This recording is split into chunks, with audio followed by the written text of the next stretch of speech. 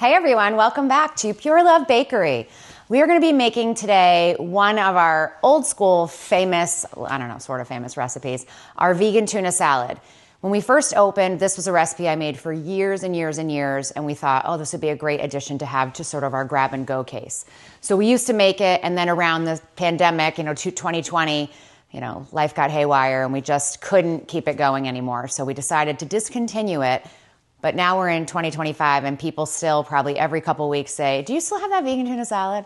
So what we decided to do was to make it today, and we're going to give you the recipe and you can just make it at home. All right, awesome. So let's get started. This is super easy. The first thing you're going to do is you're going to take a can. I'm just using whatever I could find today. So we just have a 29-ounce can of chickpeas. You can certainly get a couple of small cans if you can't find the big can. Just get it to be about 29, 30 ounces. And then you're going to strain the chickpeas. Never, ever throw away the chickpea liquid. That liquid is called aquafaba. See how it's kind of thick? We use this in a lot of different things. Well, we used to when we had chickpeas all the time.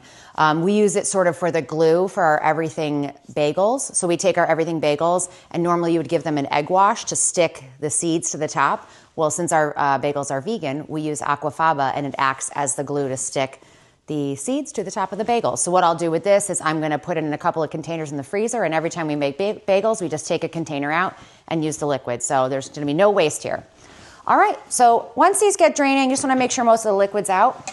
We're going to go over to our food processor, and we're going to take these and put them in our food processor. And you just want to pulse them. You don't want them to be fully pureed. So we're just going to pulse. And then if you want to look inside, you can sort of see what it looks like in there. So as you can see, it's not too chopped up yet. We probably are going to pulse a couple more times. You see how there's some big chunks of chickpeas still in there? So just give it a stir. You just want to pull all that up from the bottom. And then we're just going to pulse a couple more times. And honestly, that's about it. You could do this by hand. It just takes a little bit longer. So if you can see, there's still a few chunks, still some texture in there. You just don't want it to be like hummus. You don't want like a huge mush ball of chickpeas. All right, so we're going to take all of this out of our bowl.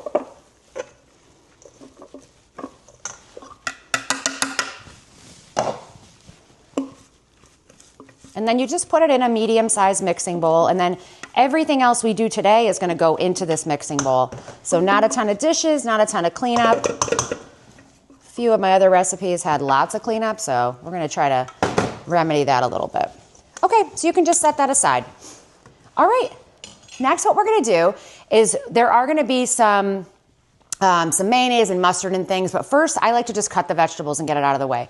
So we're going to start with our celery.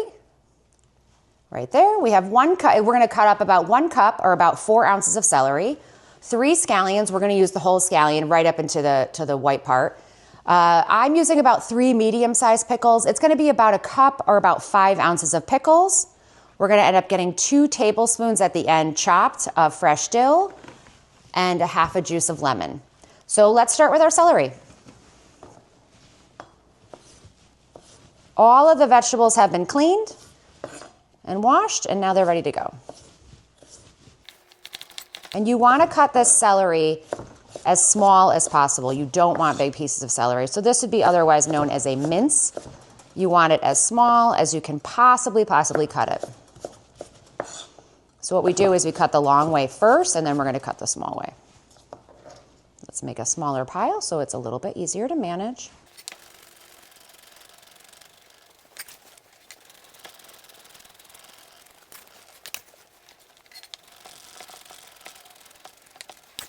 Okay, now that we've chopped all the celery, you can just throw it in your bowl as you go. If you are measuring it by cups, you're probably going to want to put it in a measuring cup first. I'm doing everything by ounces. It's just way more consistent that way. So all of this has already been weighed out on a scale ahead of time, so I know this is exactly how much I need. But if you are doing it in cups, chop it on your cutting board, put it in a measuring cup, and then you put it in the bowl. All right, next we're going to grab our pickles. You can grab whatever. I use dill pickles, any pickles that you want. You're going to want to cut these also minced as well. So what you want to do is do a nice thin slice this way first, and then we're going to go back and slice them the long way, just like we did the celery, and then the short way. So this is one extra cut that you need to put in here, but it's not gonna take that long. And then you just line up like-size shapes, you know, so you don't wanna put this part that's not flat on the bottom because then it's gonna rock back and forth while you're cutting it. So you just wanna do a nice couple flat pieces here and then cut the long way here, like I said before, and then, oh, excuse me, this way, and a nice small mince. So you can see nice and small. Okay, we're gonna do the same with the pickles.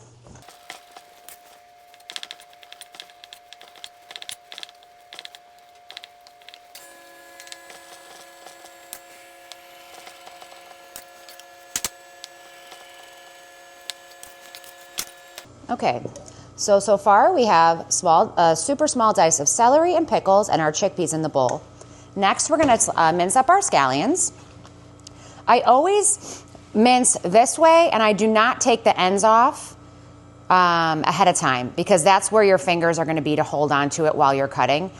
So if you're cutting this way, this is sort of where your gripper is gonna be. So don't cut these off ahead of time because then you're gonna waste some scallions. All right, so we start at the green part, and we're just gonna do the same thing. Just a nice small mince. All right, so all that's gonna go in the bowl as well. And those little scallion ends, you can either, you know, if you're super crafty, you can replant those and put them in water and make new scallions. Or what I do is I just throw them in a little bag in my freezer, and every time I make veggie stock or I make chicken stock, I just throw them in there to help with flavor. So that's not something you really wanna throw away. All right, so we're gonna set that aside. And next up, we're going to be mincing up 2 tablespoons of fresh dill. So these are called fronds. I've taken them off. So as you can see, there's not a ton of stem in there. The stem is really kind of crunchy and I think kind of awkward to chew. So if you see some big stems in there still, you're just gonna take them off and get rid of them. All right, we're gonna mince this up as well. You just wanna try to pile as much in your hand as possible and then get going. So you can mince one way that way, and then you can certainly mince a little bit over the top just to make sure that it's chopped up. You don't want to over chop any fresh herbs. They will start to bruise. All right, so let's put all of that in our bowl. Okay. So as you can see there, excuse me, so we've got our pickles, scallions, dill, chickpeas. That looks awesome. And then we actually just need a few more ingredients. The hard part is done. The chopping is what's going to take the most time. All right, so we are now going to take, you can just use your same knife. All of this stuff is going in the same bowl. You're going to take the juice of 1 lemon. I always use fresh lemon. You don't have to. You certainly can use bottled lemon juice in your fridge. Fresh lemon just tastes better. And then you can use the zest for other things too, which is nice. All right, so juice of 1 lemon. Okay, now it's time for the finishing touches. So we're gonna stir all of this together.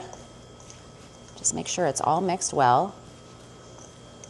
This smells so good. The fresh dill is so yummy. All right. Unless you're my husband behind the camera and he's probably throwing up because he hates dill, but that's all right. Okay, so next we're gonna take about a cup of vegan mayonnaise. You can use whatever brand that you guys like. It's about 7 ounces, so either a cup or about 7 ounces, and we're gonna put that in. Oh, well, we'll put that in the blooper reel.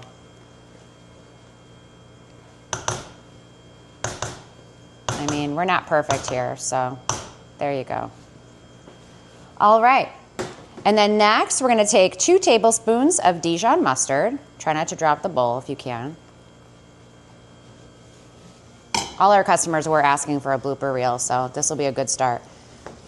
Okay, and then we are going to take about 2 teaspoons of sriracha sauce.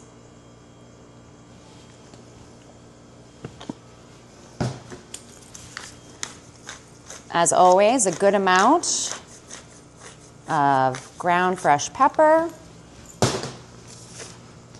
And salt. I would say about a teaspoon of salt. What we're going to do though is we are going to taste this as we go. Always taste things as you go. You want to make sure that you're seasoning things properly. Okay, and really the final thing here is just to make sure that you mix this up well.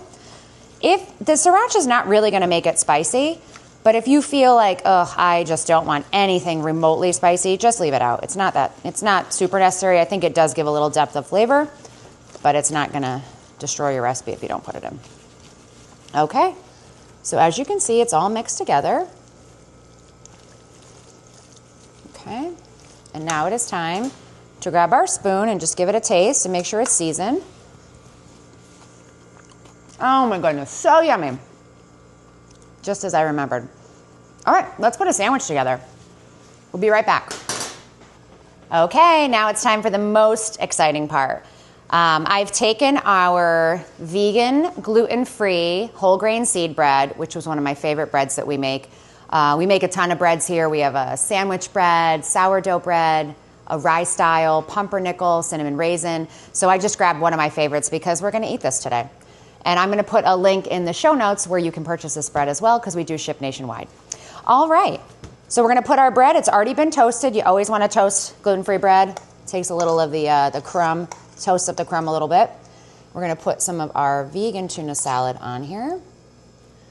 So everything we do here is dedicated gluten-free, safe for celiacs, no gluten in the building, and we have tons and tons of vegan offerings as well. We do sugar-free and keto, lots of stuff. All right, I won't get too crazy. That looks like about enough. You can also make like a tuna melt out of this, put some vegan cheese on there. And also, if you don't want to make this vegan, you can certainly use regular mayonnaise. You can use regular cheese, whatever you want to do. Just play around, make it what you want. We're going to throw a couple of tomato slices on there. And then we're going to put a little lettuce. Okay.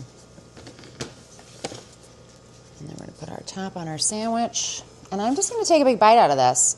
But I think first we should put our favorite side dish, which is chips. If anyone knows us at the bakery here, mostly we make things just so we can eat chips. So we just figure we put a few avocado oil chips on the side so we can have a full lunch here. And let's break into this little babe. Oh my goodness. It's so good. So good. I mean, it tastes similar to a tuna salad with all the flavors. We should have a chip because, oh my goodness. So, so good.